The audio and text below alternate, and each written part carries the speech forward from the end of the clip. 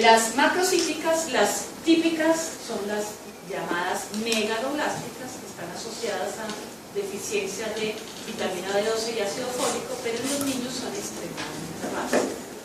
Sin embargo, vemos otras macrocíclicas que sí son muy frecuentes, que son las anemias hemolíticas, pero de origen inmunológico, la anemia hemolítica autoinmune, y las aplaxias. Dentro de las normocíticas heterogéneas también están las anemias hemolíticas congénitas. ¿Cuáles recuerdan dentro de las hemolíticas congénitas? La esferocitosis. Entonces son los defectos a nivel de membrana, que son esferocitosis, electrocitosis. ¿Qué otro grupo? Las deficiencias enzimáticas de la membrana, que las más frecuentes son glucosa 6-fosfato deshidrogenasa y tiroaminasa. Otro grupo de hemolíticas congénitas. Las hemoglobinopatías, entre ellas la falciformia es la más frecuente, y el otro gran grupo son las talasemias. Pero aquí serían las talasemias verdaderas, que son las homocigotas, porque el rasgo talasémico dijimos que era microcíclico. Esto es como por tenerlo allí, ¿cierto? Porque a pesar de que decimos que nuestros niños tienen hasta el 50% de los casos anemia ferropénica, no nos podemos quedar únicamente en que cualquiera puede ser ferropénica, sino que hay que ir un poquito más allá. Entonces, si tenemos un cuadro hemático, además de que la hemoglobina está disminuida, pero ya sabemos volumen corpuscular y ancha distribución eritrocitaria, podemos orientarnos hacia otras causas. Si es microcíclica heterogénea, lo más probable es que sea una ferropénica y nos orientamos al manejo por ese lado, pero si no lo es, hay que pensar en muchas otras etiologías, ¿verdad? Quienes son detractores de la estrategia IEPI, entonces dicen que es que a IEPI cualquier anemia le da hierro. Yo les digo que no es verdad. Johan dice que sí, ¿sí es verdad? ¿Qué dice IEPI?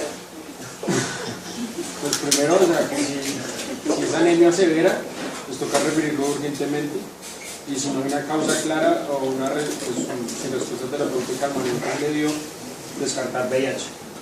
Si es una anemia normal, dice ahí, dar hierro por tratamiento por no 3 severa, meses. ¿no? Que es Sí. la intermedia en amarillo. ¿Da hierro por cuánto tiempo? Por 3 meses. ¿Pero qué más dice? ¿Controlar tanto tiempo? 14 días. Eso. Entonces, si yo tengo un paciente con una anemia severa, ¿cierto? Y estoy en una institución de atención primaria, yo me quedo con el paciente, ¿cierto? Lo estabilizo, pero hay que remitirlo, uno, para acabarlo de tratar, pero además para estudiar, porque probablemente tenga algo más, o una causa que lo conduja a una anemia ferropénica severa, pero lo que nos preocupa es cuál es esa causa, ¿cierto? Por eso es que hay que remitirlo. Cuando la anemia no es severa, una anemia leve, nos sugiere, como la más prevalente es la ferropénica, nos sugiere empezar tratamiento con sulfato ferroso, ¿cierto? A las dosis terapéuticas, que es ¿de cuánto? De 4 a 6 miligramos por kilo, en promedio 5, ¿cierto? Pero que vuelva en 15 días, ¿sí? Si en 15 días no hay una mejora significativa o ha empeorado, pues no me quedo con el paciente, ¿cierto? Lo remito para estudiarlo. Pues la conclusión es que no toda anemia es cierta. Si es una anemia leve, cero inicio y luego control. Y ahora les voy a decir que se hace. Igual dice que el que no tiene anemia, igual darle hierro preventivo. Claro, ¿por qué? En los menores de 5 años, porque damos hierro preventivo. Porque la anemia es prevalente y porque están en etapas de crecimiento rápido, y si no tienen un soporte nutricional adecuado, puede haber ferropénica.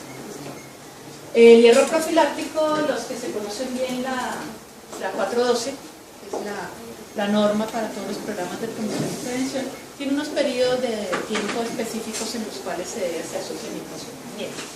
Entonces, IEPI lo que les muestra son cosas sencillas, ¿cierto?, de cómo actuar. Entonces, en este caso la cosa es muy clara. El niño no tiene sospecha de anemia, se la prevengo, ¿cierto? Tiene una anemia leve, la empiezo a tratar, pero si no hay mejoría, debe ser algo distinto a la ferropénica, lo remito para estudio. Y si tiene una severa, lo estudio, ¿sí? No hay más que hacer, ¿no? Muy bien. Pero entonces este cuadrito los puede orientar si tienen un cuadro hemático completo. Esto es lo que ya dijimos, ¿cierto? Entonces, pues sí, como la más frecuente es la ferropénica, entonces vamos a dedicarle unos minutos a la ferropénica. Entonces, ¿qué sucede? Hay un balance negativo de hierro a nivel de médula ósea, lo que ocasiona ferropenia. Hasta este momento no hay clínica de anemia. Sin embargo, puede haber otros factores que la acentúen, por ejemplo, hemorragia o atrapamiento de hierro a nivel del sistema fagocítico mononuclear, o en los periodos de crecimiento rápido, como ya les comenté, una disminución relativa del hierro porque se está utilizando en otros procesos. Entonces, causas, ya comentamos las pérdidas crónicas de sangre más frecuentes, la deficiencia nutricional, puede haber problemas de absorción, que también promocionan otros tipos de anemia, sobre todo cuando el hierro se administra en forma inadecuada o cuando a nivel de alimentación no se hace el balance adecuado. La clínica, entonces, ya la había comentado: fatiga, anorexia, dinamia, palidez, irritabilidad, insomnio, anorexia. En los niños mayores, desinterés, apatía, mal rendimiento escolar y sobre todo cambios a nivel del comportamiento. Entonces, si clínicamente no hay palidez palmar, lo que se ha visto en los estudios es que la ausencia de palidez palmar se correlaciona con una hemoglobina por encima de 11 gramos. Y ya dijimos que lo mínimo era 11, ¿cierto? Si existe una palidez palmar leve, se correlaciona muy bien con una hemoglobina por debajo de 11, pero por encima de 7. Por eso hablamos de una anemia leve moderada. Pero si lo que vemos es una palidez palmar severa, evaluándola adecuadamente, muy probablemente estamos ante una hemoglobina por debajo de 7 gramos, que es una anemia severa. ¿Cómo evaluamos la palidez palmar? ¿Quién se acuerda? Comparativamente con la mano del examinador, siempre y cuando el examinador esté bien. Porque aquí, ¿cómo la clasificamos? Como leve moderada. Entonces, uno, no se debe hacer presión ni en los extremos de los dedos, porque si no los presiono, hay palidez por extremo. Pues yo el flujo, ¿cierto? Si hago presión también en la muñeca, lo puedo disminuir. Entonces, la mano del paciente debe reposar tranquilamente en la mano del examinador y comparar. Si voy a hacer una presión es muy suave, sin presión, ¿cierto? Para poder ver la coloración. Y la comparo con la mía, si soy el examinador, siempre y cuando pues esté bien, ¿cierto?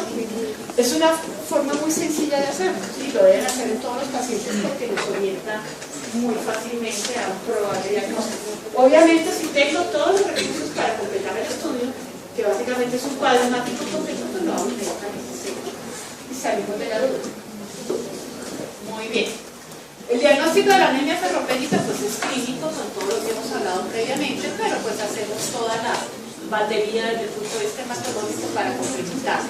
Inicialmente, con el solo hecho de tener hemoglobina baja, hematocrito por debajo de los valores para la edad, un volumen corpuscular medio bajo, un ancho de distribución exclusionaria bajo y una hemoglobina corpuscular media baja, tengo el diagnóstico de anemia ferropénica y estoy autorizado a iniciar tratamiento en forma adecuada con la dosis de 5 miligramos por kilo por día de sulfato ferroso.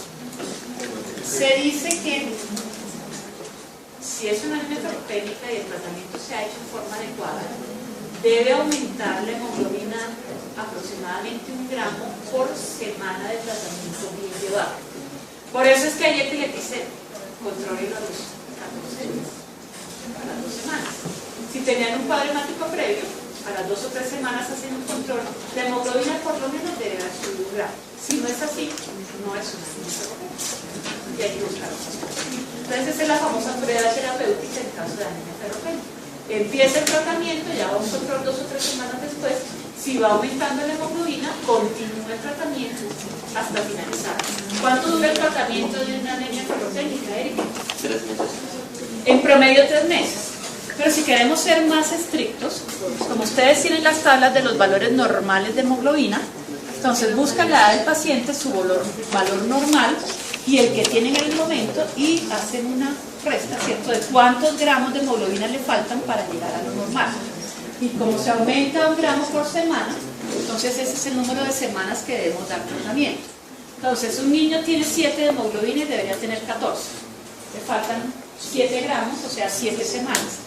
Pero duplicamos en tiempo el cálculo hecho para llenar los depósitos de hierro, porque si no volvemos a un estado de ferropenia posterior. Pues en este caso serían 14 semanas, ¿cierto? Entonces la recomendación en general, este es un caso extremo, es de 2 a 3 meses, pero lógicamente hay que hacer controles hematológicos y confirmar la mejoría del paciente. Bueno, eso ya está ahí.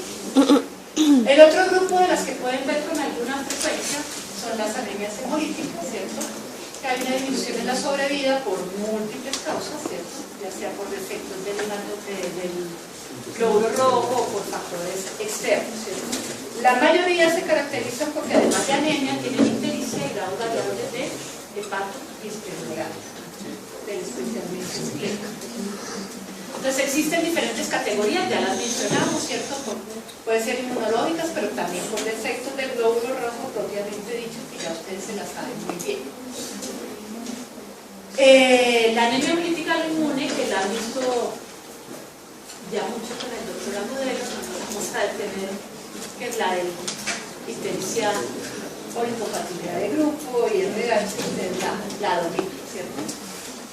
Esto se los va a pasar un poquito rápido. En general, cuando es una anemia hemolítica de origen inmune, autoinmune, pues el tratamiento usualmente es con corticoterapia o con inmunoglobulina hiperinmune, pero en los casos en que se cronifica, o sea, es mayor de 6 meses, el tratamiento definitivo es esplenectomía y habría que hacer transfusiones pues, cuando las cifras de hemoglobina, además de estar por debajo de 7 gramos, el paciente tiene clínica de descompensación urinaria, es decir, hipotensión ortostática, taquicardia severa que no responde a otro tipo de manejos, ni a enotrópicos, ni a una hidratación adecuada. Porque en principio no todo niño que tenga menos de 7 gramos de hemoglobina debe requerir una transfusión. Entonces hay que ver las condiciones del paciente, si tiene alguna morbilidad asociada, si está descompensado, si se va a someter a un procedimiento quirúrgico o a una anestesia y requiere entonces estar en mejores condiciones. Y aislado a esto son los niños prematuros que si deben manejar por lo menos 10 gramos de hemoglobina, por eso que ustedes ven que algunas veces se transfunden. La esferocitosis hereditaria dentro de las hemolíticas congénitas de pronto es la más frecuente en estos medios, ¿cierto? Hay un defecto a nivel del esqueleto de la membrana del eritrocito que afecta a uno de sus componentes que es la espectrina, que lo que hace es que cuando el glóbulo rojo pasa por vasos muy pequeños se deforma, o cuando está en estado tóxico se deforma, el glóbulo rojo le sale como una llamita y es atrapado en el sistema fagocítico a nivel esplénico preferentemente. Pues tiene un factor de herencia importante. Aquí vemos algunos glóbulos rojos deformados, como puede ser este que está arribita, que tiene una llemita aquí abajo, ¿cierto? Hay algunos que los vemos completamente redondeados, pero lo importante es ver la deformidad, la llemita que se les forma cuando pasa por pequeños vasos. Se caracterizan como las otras por anemia, ictericia, esplenomegalia. Hay un recuento reticulocitario elevado, que esto es común a todas las anemias hemolíticas porque hay una producción exagerada a nivel medular.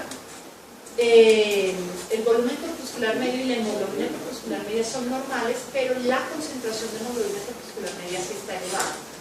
Vemos los esferocitos a nivel de sangre periférica y para confirmar el diagnóstico se hace una prueba que dice de fragilidad osmótica, es someter al glóbulo rojo a un ambiente específico de hipócito y observar la deformidad.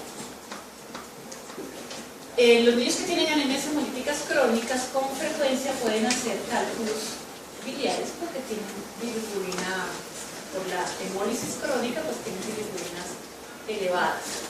Tienen retardo a nivel de crecimiento y hay hiperplasia de la médula ósea en zonas que en la vida extrauterina ya no son hematopoyéticas. Parece que en la vida intrauterina todos los huesos son capaces de producir glóbulo rojo, toda la médula de los huesos es capaz de producir células sanguíneas, pero ya posteriormente no en todos los huesos hay una hematopoiesis intensa. Los niños que tienen anemias hemolíticas crónicas sí lo hay en esos huesos que en la vida intrauterina eran más activos, por ejemplo el hueso frontal. Entonces ustedes van a ver que estos niños, además de que son ictéricos, que no crecen adecuadamente, tienen una frente prominente.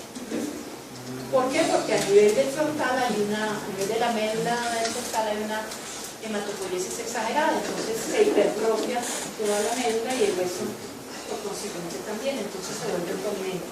Entonces son niños que tienen anomalías craneofaciales evidentes, porque el frontal es muy prominente, pero el tercio medio facial, los maxilares no lo son, porque ahí hay una producción adecuada. Entonces esta parte del tercio medio está deprimida y el frontal es muy prominente. El tratamiento de la mayoría de estas anemias hemolíticas congénitas, llámese esferocitosis, eritrocitosis, deficiencias enzimáticas, etc., es con suplencia de ácido fólico. Que la hemólisis va a existir siempre, ¿cierto? Y para producir nuevos glóbulos rojos requieren un componente básico que es el ácido fólico. Hierro no, ¿por qué no le damos sulfato ferroso a los niños con anemias hemolíticas? ¿Qué pasa con el hierro cuando hay hemólisis? Aumenta y no sale del organismo, ¿cierto? Se va acumulando. Entonces no requiere suplencia de hierro porque el hierro siempre lo van a tener, pero sí de ácido fólico porque ese sí se va eliminando progresivamente. Estos niños que tienen anemias hemolíticas congénitas tienen grados variables de esplenomegalia y de hiperestremismo por la constante actividad de destrucción de glóbulos rojos. Entonces, el vaso se vuelve algunas veces inefectivo en cuanto a su función fagocítica y hay riesgo de que tengan infecciones por gérmenes encapsulados con más frecuencia. Específicamente estreptococos pneumoniae. Por eso la vacunación de neumococo en estos niños debe estar garantizada con el Prevenar o con lo que se ponga previamente, pero cuando ya entran a la adolescencia se debe reforzar el neumococo. Y otros encapsulados como hemófilos y meningococo, pues tienen un sistema, el hemófilos obligatorio del primer año de vida, el meningococo pues poco a poco está entrando en nuestro medio, no incluido en el PAI, pero pues ya vamos hacia allá. En los casos en que hay una litiasis recurrente, pues el manejo es como colecistectomía. Las otras, las deficiencias enzimáticas, hemoglobinopatías, talasemias, tienen un comportamiento similar. De estas, de pronto la más severa es la talasemia beta, que pues produce hemólisis bastante severas y muy frecuentes, y por ende estos niños tienen unos depósitos de hierro muy elevados, entonces requieren, además de la suplencia con ácido fólico, tratamiento con quelantes de hierro como de ferrosamina para evitar la posibilidad de hemosiderosis y hemocromatosis. Aquí hay unos propios de sangre periférica donde ven células deformadas pero que adquieren el aspecto de un uso, son completamente alargadas, que es lo que vemos, o de hoja, que es lo que vemos en la anemia de células falciformes. Los niños con anemia falciforme pues tienen unas crisis específicas, unas son de tipo hemolítico, hay hemólisis y anemia, y otras son de tipo doloroso, cuando estas células deformadas se apilan unas con otras y producen la obstrucción de los vasos de pequeño calibre, entonces producen un dolor intenso pulposo y se ven a nivel torácico, abdominal, de miembros inferiores, etc. Y el manejo pues depende de la intensidad del dolor. Todo esto es similar a ellos. Pueden tener estos niños con anemia hemolítica, lo hablamos un poquito cuando vimos las enfermedades exantemáticas. Los niños que tienen anemias hemolíticas crónicas e infección por el parvovirus D19, que es el responsable de cuál enfermedad? De la quinta enfermedad. Bueno, enfermedad infecciosa. Cuando tienen infección por el parvovirus D19 hacen crisis no hemolíticas sino aplásicas, porque el parvovirus produce freno neural y hay grados diferentes de aplasia. Bueno, finalmente las megaloblásticas son las deficiencias de B12 y de ácido fólico, que como les comentaba pues son raras a nivel de la infancia. Lo que hacen es frenar el proceso de maduración normal que tienen en el linfocitos, ¿cierto? Y salen a la periferia células grandes, macrocíticas, con un volumen corpuscular medio alto, generalmente por encima de 105 hectolitros, y el tratamiento pues básicamente es igual que en la hemolítica, la suplencia con ácido fólico. La dosis estándar, independientemente de la edad, de ácido fólico es de 1 miligramo por kilogramo de peso. Un poco más raras son las aplasias, que pueden ser congénitas o adquiridas. Hay aplasias o frenos medulares adquiridos secundarios a muchos medicamentos, eso sí se puede ver con frecuencia. Y el diagnóstico pues lo sospechamos por el cuadro hemático, porque es macrocítica heterogénea, megaloblástica, pero básicamente lo confirmamos con un aspirado de médula ósea, sino que hay que ir un poquito más allá. Entonces, si tenemos un cuadro hemático, además de que la hemoglobina está disminuida, pero ya sabemos volumen corpuscular y ancho de distribución ectocitaria, podemos orientarnos hacia otras causas. Si es microcítica heterogénea, lo más probable es que sea una ferropénica y nos orientamos al manejo por ese lado, pero si no lo es, hay que pensar en muchas otras etiologías, ¿verdad? Quienes son detractores de la estrategia IEP, entonces dicen que es que a IEP y cualquier anemia le da hierro. Yo les digo que no es verdad. Johan dice que sí, sí es verdad. ¿Qué dice IEP? Pues primero, o sea, que si es anemia severa, pues toca referirlo urgentemente. Una causa que lo condujo a una anemia ferropénica severa, pero lo que nos preocupa es cuál es esa causa, ¿cierto? Por eso es que hay que remitir. Cuando la anemia no es severa, una anemia leve, nos sugiere, como la más prevalente es la ferropénica, nos sugiere empezar tratamiento con sulfato ferroso, ¿cierto? A las dosis terapéuticas, que es de cuánto?